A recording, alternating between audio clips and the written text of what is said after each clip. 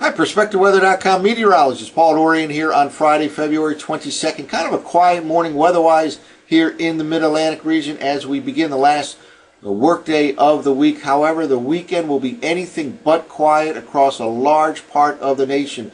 We'll have a rapidly intensifying storm system that begins around the Texas Panhandle region late tonight, early Saturday, and then just explosively intensifies over the next 24 to 36 hours or so. This storm will become an all-out blizzard by the time it reaches the Great Lakes on Sunday. A very tight pressure gradient associated with this storm system on Sunday will produce very strong winds over the upper Midwest and the Great Lakes, and that tight pressure gradient will impact the Mid-Atlantic region and the northeastern U.S. Late Sunday night into the midday hours on Monday, potentially damaging wind gusts of 50 to 60 miles per hour. Again, late Sunday afternoon, Sunday night into midday hours on Monday. Those 50 to 60 mile per hour wind gusts possible in the D.C. to Philadelphia to New York City corridor obviously can result in some power outages. We'll also have rain this weekend in the Mid-Atlantic region in the warm sector of this particular developing storm system. That rain arrives in the Mid-Atlantic late Saturday, continues into midday Sunday, and then there'll be a spring tease on Sunday afternoon. Once the rain ends by midday on Sunday, temperatures will soar in the afternoon to perhaps 60 degrees or above in D.C., Philadelphia, and New York City on increasingly strong winds. Those winds will then intensify overnight Sunday night into the midday hours on Monday, again potentially resulting in 50 to 60 mile per hour wind gusts. Let's take a look at the 3-day total precipitation amounts as depicted by NOAA between Friday morning, this morning, and Monday morning. Several areas I want to point out. First of all, the Tennessee Valley has been absolutely inundated with soaking rain over the past several days, over the past several weeks, and they'll continue to get pounded this weekend. Another several inches of rain in some spots certainly can result in some serious localized flooding conditions. Notice also significant rain up the Atlantic seaboard. Again, that is in the warm sector of this particular developing storm over the weekend. We'll have rain in the I-95 corridor region of D.C. to New York from late Saturday, early Saturday night into the midday hours on Sunday. Notice a stripe of heavier precipitation here from the Central Plains to the Great Lakes. That will be a significant snow event for that region, again with that rapidly intensifying storm system that starts off right around in this region early tomorrow, ends up right around in this region by early Sunday. Also, significant snow continues in the southwestern U.S. Over the next 24 hours or so, they'll continue to have significant snow in places that are not entirely used to this. Places near Phoenix, Arizona, for example. The higher elevation areas continue also to get pounded with snowfall, but they're more used to it. This event has, again, brought snow to some unusual places like Sedona, Arizona, near Phoenix, Arizona. Also, another storm system headed to northern California over the next few days. Significant rainfall along coastal sections between this morning and Monday morning. Continue the very active stormy pattern for the western U.S. Well, let's take a look at the snowfall forecast map by NOAA. This is for the next 24 hours from early Friday to early Saturday. What we're seeing here is areas that have a possibility of 4 inches or more. The blue is the 10% probability. The green lines here represent 40% probability, and the red lines the highest of 70% probability. That's the way NOAA puts out this particular model. I just want to point out the area of interest here. Again, the southwestern U.S., Arizona, New Mexico, now into the Colorado Rockies, get pounded with more snow. Flagstaff, Arizona, at least unofficially, has broken its all-time record for most snow in a 24-hour period in a calendar day, reaching more than 31 inches in a 24-hour period. That's kind of hot off the press, unofficial, but that's Flagstaff, Arizona, and this snow will extend north and east over the next 24 hours into the northern plains. Now here's the second 24-hour period from early Saturday to early Sunday.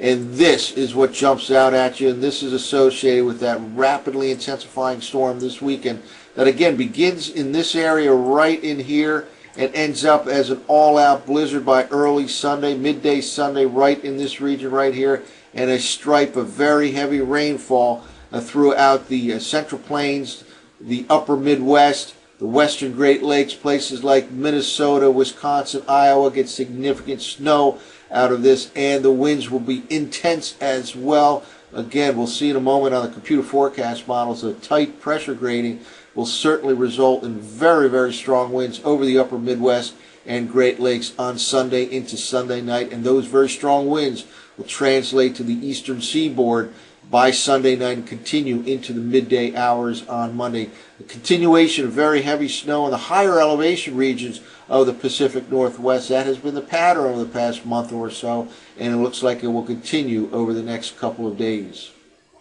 Well, let's start off with the upper air forecast maps from the 0Z GFS model run. We're looking at 500 millibars, areas where there are upper level energy, or what we call vorticity maximum. Here's the main area of interest right here as we start the day on Friday. Deep upper level system over the southwest U.S. contributing to that heavy snowfall in Arizona and New Mexico, now going into the Colorado Rockies.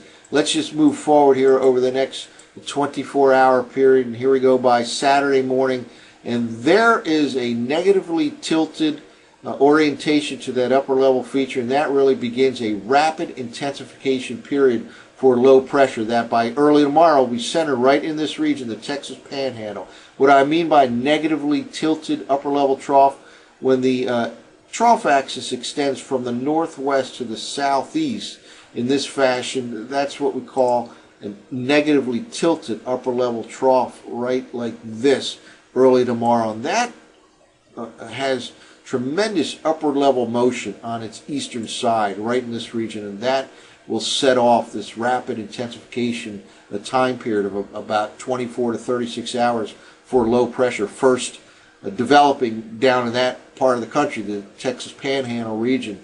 Let's now move forward here and watch what happens to that upper level feature. It just drives to the north and east right towards the Great Lakes, and here is the area where there will be an all-out blizzard raging on Sunday, centered over the central Great Lakes on Sunday with blizzard conditions, heavy snowfall, very strong winds, and a very tight pressure gradient. And again, those strong winds will move into the mid-Atlantic region, the northeast U.S. late Sunday and Sunday night into the midday hours on Monday, where there can be some potentially damaging wind gusts. Well, and now let's walk through the surface forecast maps, again using the operational version of the GFS from 0Z last night. Some rain in the southern part of the mid-Atlantic region as we start the day on Friday, but for the most part, D.C. to Philadelphia, New York City should remain rain-free today as high pressure edges in. Snow continues over the southwestern U.S., and here we are by late tonight, early tomorrow morning. Low pressure near the Texas Panhandle, near the Four Corners region. Notice the pressure right here. Let's take note of that 995 millibars as we start the day on Saturday morning. Remember, it is this time where that upper level feature moves overhead, becomes negatively tilted, and that leads to explosive development from this period on. Here we go. That moves north and east. A significant stripe of heavy rainfall on the western side of the storm. That 995 millibars, now 987 by late Saturday night. Look at that, 979 millibars by early Sunday morning. This black lines here represent isobars, equal lines of pressure. When you see tightness in these lines, that is correlated with very strong winds. Winds tend to flow parallel to these lines. So in this region right here, west of the low, there will be screaming winds out of the north. And this is just a very scary looking situation for the Great Lakes. An all-out blizzard, damaging wind gusts, heavy snow, places like upper part of Michigan, northern half of Wisconsin, eastern half of Minnesota.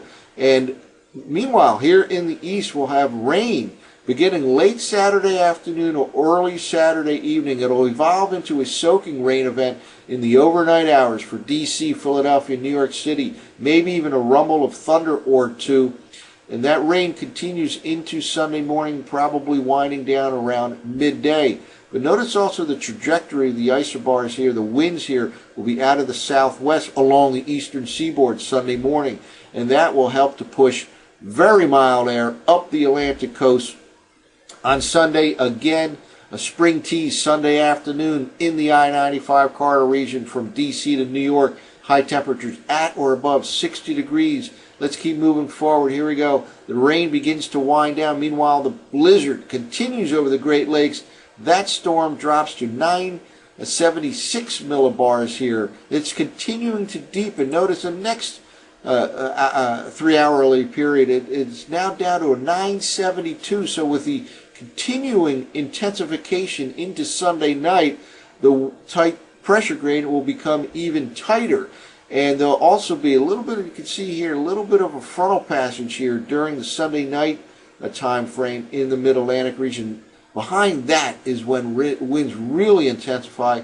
Again, expecting 50 to 60 mile per hour wind gusts from Sunday night into midday on Monday in the D.C., Philadelphia, New York City corridor. Certainly can cause some power outages, not only in the I-95 corridor, but throughout the Mid-Atlantic region. Just a very, very intense storm system. Let's keep moving forward here into Monday morning. Continuation of the very strong winds over the northeast U.S., Mid-Atlantic region. The air mass itself is seasonably cold. High temperatures on Monday, probably in the low 40s throughout much of the Mid-Atlantic region, the I-95 corridor region. But with those strong winds, it will, of course, feel much colder than normal. And that seasonable cold continues into Tuesday. And here we are by Tuesday morning. Finally, winds die down, high pressure moves in. A seasonably cold but dry day on Tuesday. So a major storm system this weekend will have a big impact on a large part of the nation, extending all the way from the Rockies to the eastern seaboard, and there could be potentially damaging wind gusts here in the Mid-Atlantic region late Sunday, Sunday night into the midday hours on Monday of 50 to 60 mile per hour or so. That's it for now for PerspectaWeather.com. I'm meteorologist Paul Dorian.